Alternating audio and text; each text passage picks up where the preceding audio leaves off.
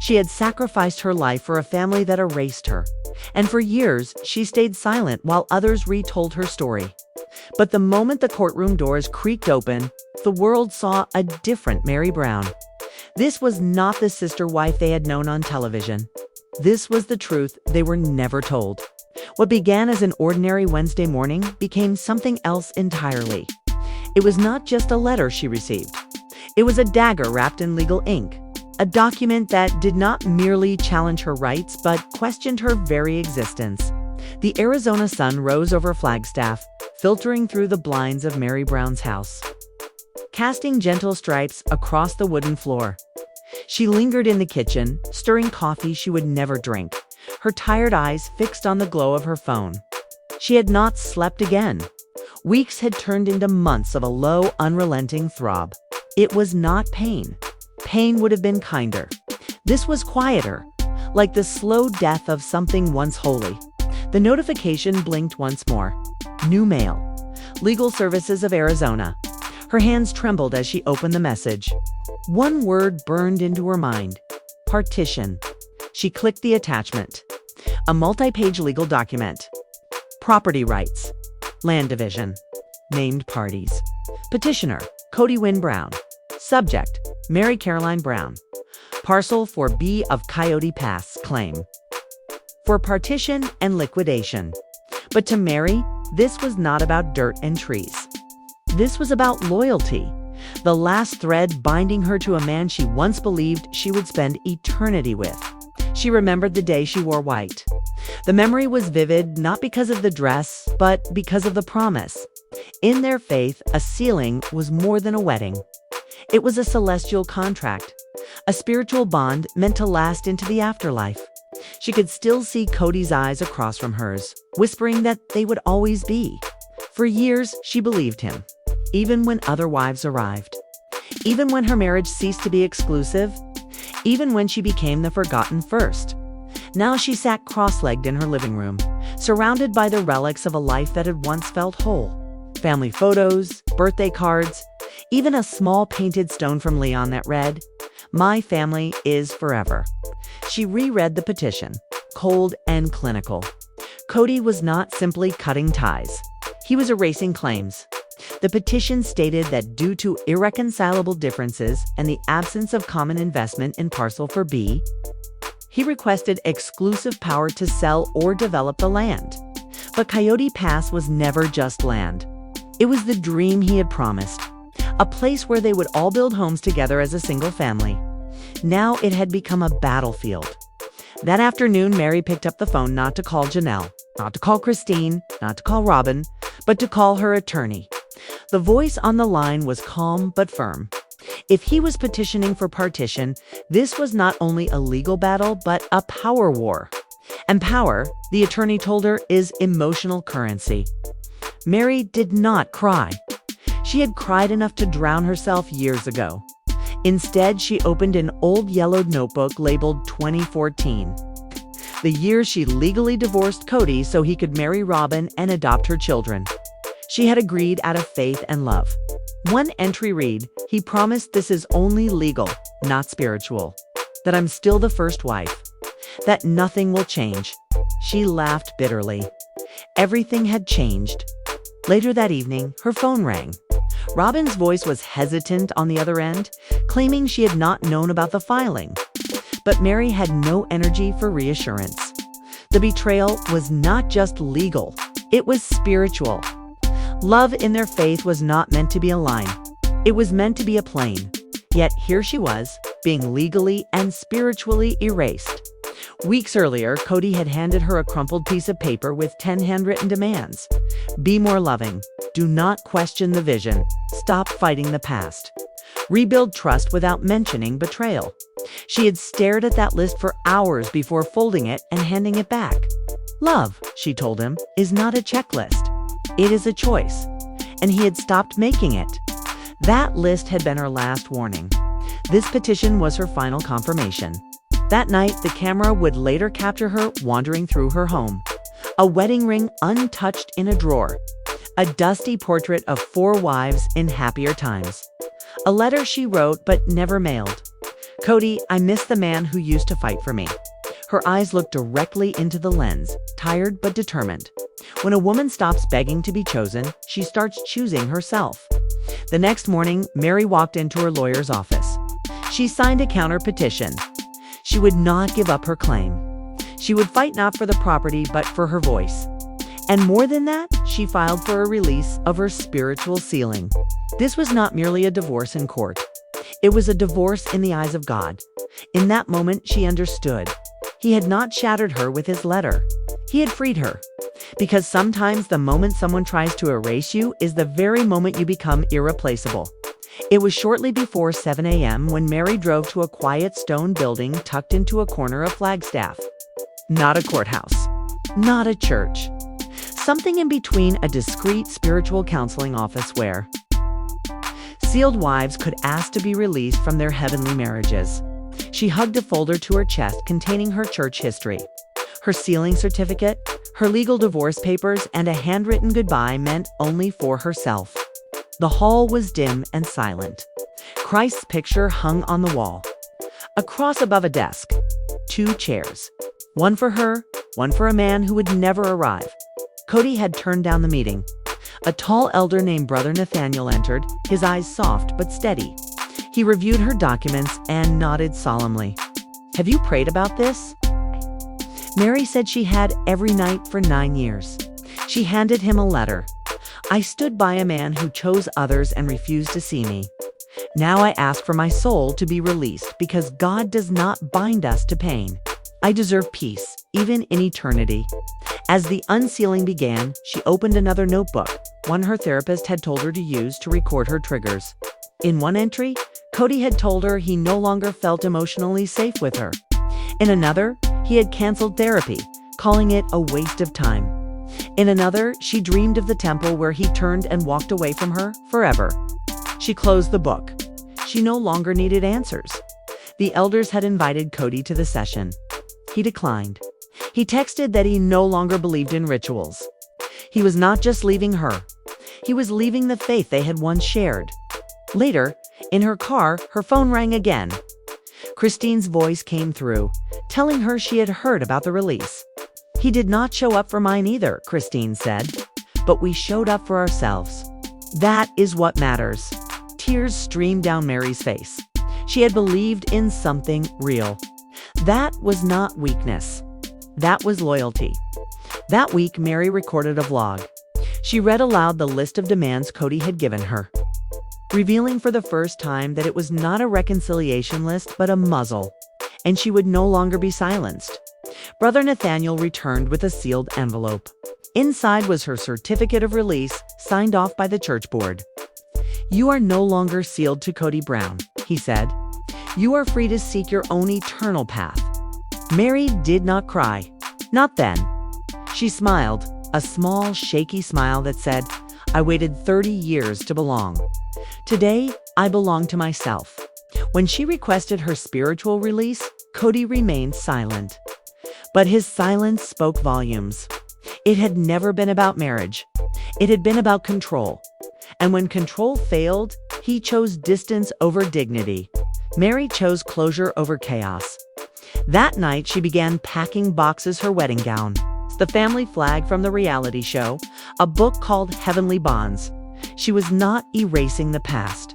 She was preserving it so she could finally move forward. Days later, Cody received a white envelope. He opened it carelessly, expecting paperwork. Instead, the first sentence stunned him. "Mary Carolyn Brown is no longer sealed to Cody Wynn Brown in the church's eyes." For years, he had counted on her presence, her patience, her ability to keep up appearances. He never imagined she would pull the trigger on forever. Within 48 hours, he called his lawyer to file suit over Coyote Pass, seeking to strip any spiritual release from legal negotiations. But Mary sat in her attorney's office, calm but vigilant. "God's word only matters to him when it benefits his land deal," she said. The court set a hearing. Janelle was subpoenaed as a material witness. She called Mary. "He's coming with fire," she said. Mary replied, "Then let him burn. I'll stand in truth." Flagstaff County Courtroom 3B. Clean lines. Oak walls. Polished silence. Mary arrived early in navy blue, serene and unflappable, carrying a leather folder labeled spiritual documentation. Cody arrived later, gray blazer, no tie, Robin at his side. Judge Elizabeth Morrison presided, known for her firm but fair handling of high-profile religious and family cases. The judge raised an eyebrow. Partition actions, covenant implications, sealed religious agreements. This was complicated. She asked Cody's attorney if spiritual pronouncements should have any bearing on property division. The attorney said no. She asked Mary if her spiritual release represented a complete break. Mary's voice was clear. Yes, because the only thing holding me was him. He is gone. So am I. Mary presented her evidence binder. So am I. Mary presented her evidence binder. She had been present at every meeting. Her exclusion now was not absent sit, was by design. They were supposed to build together, but instead some were quietly pushed out. Judge Morrison emphasized those words, pushed out. When faith transforms into property, into legal alliances, it carries weight. The court was not there to pass judgment on belief, but it could see what commitment looked like and what exclusion felt like. Affection lost cannot become an excuse for erasure. That evening, Mary spoke to her camera. "He didn't fight for our marriage," she said. "He fought for the property." That tells you everything. She wasn't angry anymore. She was alert. They had tried to erase her, but in the process, they revealed themselves. This was far from over. More hearings would come. More witnesses, appraisers. Even church leaders and sister wives producers might be drawn into the process. But Mary felt something she hadn't felt in years. Not resentment, but momentum. Momentum toward healing. The bond had been unsealed. He had made his claim. And now the courtroom was not only deciding who owned the land, but who carried the truth. Love doesn't always exit in a scream. Sometimes it slips away in silence. And in that silence, the question echoed, when did you stop choosing her? The gavel struck. The room shifted. Cody Brown was called to the stand. Mary's attorney rose calm but sharp. He did not ask about contracts or deeds. He asked about commitment. Not the legal kind, the emotional kind. One by one, the years were laid out like exhibits. 2010, Robin joins the family. 2014, Cody divorces Mary to marry Robin. 2015 to 2020, repeated therapy attempts. 2021, Cody tells the world on national television that he and Mary are no longer in a full marriage. 2023, Mary seeks a spiritual release. 2024, Cody files to cut her out of the property. The evidence spoke louder than Cody's silence ever had. Tension was no longer the undercurrent, tit was the headliner. Mary sat stiff in her seat, wrapped in a burgundy sweater, a color that felt like an open wound stitched across years of betrayal. Her gaze was fixed and unwavering. She had nothing left to search for. Cody arrived late, disheveled and unprepared. His tie missing, his charm dulled into the look of a man barely holding his story together. The courtroom shifted as Judge Morrison addressed the room. These proceedings, she warned, were not about spectacle. They were about truth. Emotional abandonment, manipulation, betrayal of covenant, all of it would be examined. Perjury would not be tolerated. Mary's attorney began carefully, asking how she would describe Cody's emotional availability in their final decade together. Her voice was steady, defiant. He had been distant, controlled, strategic. He gave just enough to avoid shame, but never enough to heal her. She was valuable so long as she stayed loyal and silent. The moment she spoke out, she became invisible. A notebook appeared in her hands. It's open to an entry dated January 3rd, 2021. That day, she had begged him to return to therapy. His reply was sharp. "I'm sick of being blamed for everything. Maybe you're the problem." She hadn't blamed him at all. She had only asked him to try. Cody rose then, his shirt rumpled, his collar loose, his excuse rehearsed. He claimed he had been drowning under the weight of 4 marriages, that Mary hadn't offered a lifeline but grenades. But from Mary's table came her quiet answer. No, it wasn't survival. It was cowardice.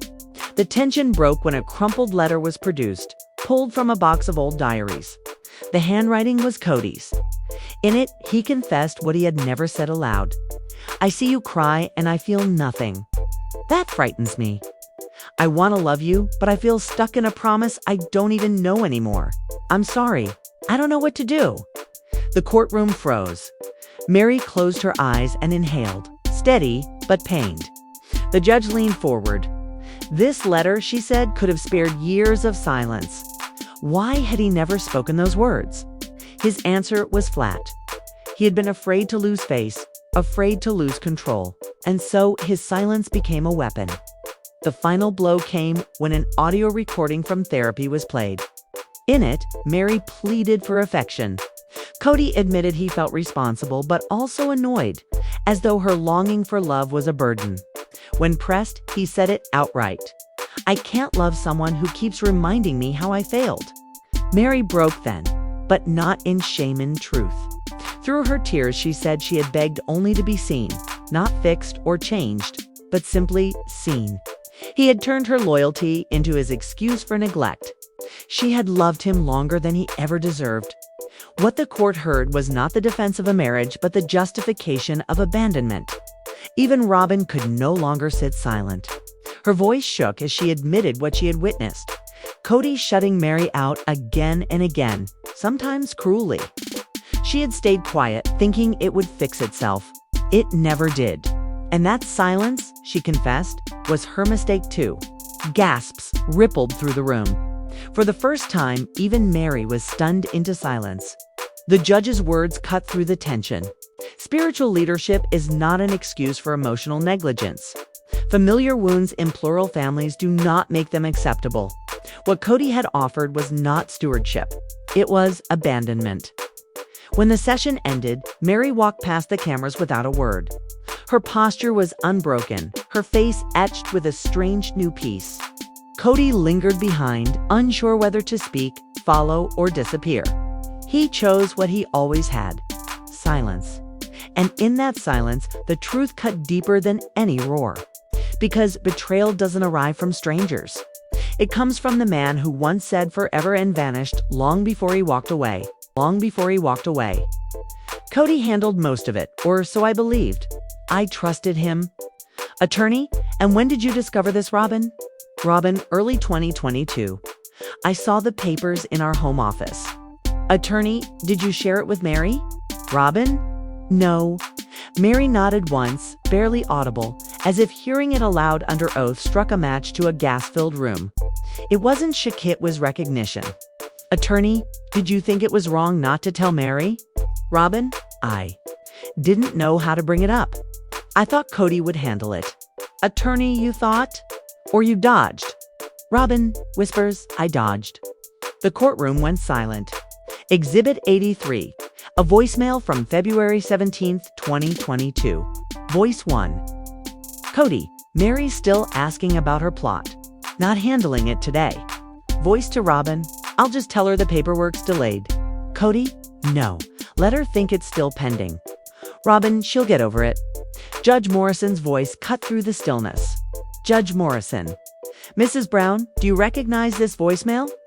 Robin, tearfully yes, Judge Morrison. The evidence now suggested something darker. A coordinated silence. A conspiracy that marginalized a lawful claimant. Cody's attorney objected, but the judge overruled. Silence wasn't innocence. It was complicity. Outside, Mary and Christine sat on the courthouse lawn. Christine broke the quiet. Christine, I always thought she knew more than she said. Mary, she picked him. Even after he erased me. No tension lingered. Only understanding. Silence had its price.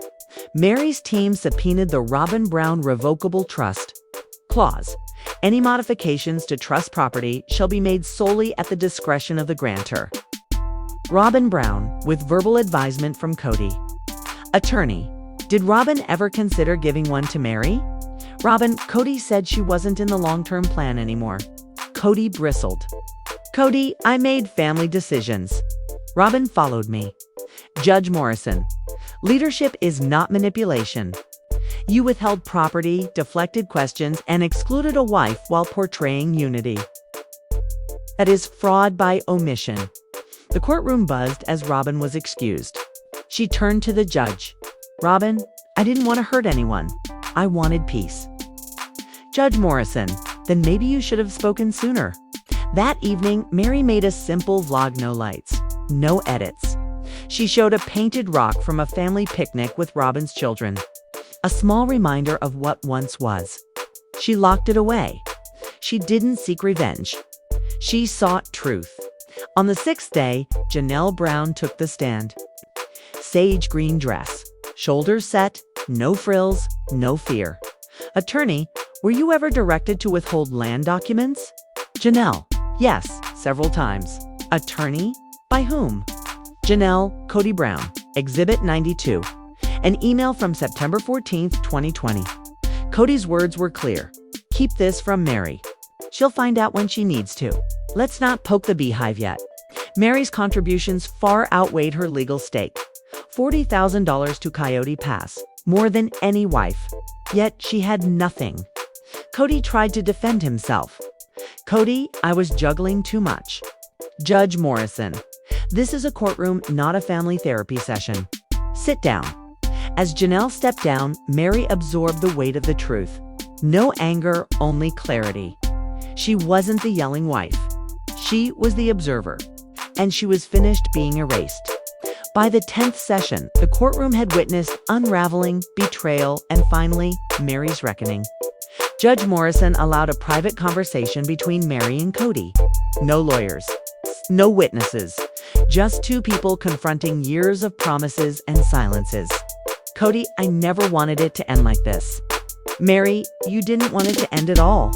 You wanted me to leave." Mary placed a rewritten letter in front of Cody. "I loved you in the background. I loved in silence. But allegiance to suffering is not love. Thank you for the lesson. No revenge. No anger. Just a woman reclaiming herself." The final ruling: Cody must pay $120,000 restitution. Parcel 4B could return to Mary, but she refused it. She didn't want the land. She wanted freedom. Weeks later, Mary stood before Ridge Hollow, a craftsman-style home on her own land. She built it herself, a life unshackled from past silences. Christine arrived, and together they watched the sun set. Mary showed Christine her first page of plans. No more waiting rooms disguised as relationships. Robin's voicemail arrived. Mary listened, then deleted it. No rage, no response, only release. Mary opened her book titled Uninvited. Leaving the table, I set, dedicating it to women who waited too long. The memoir went viral.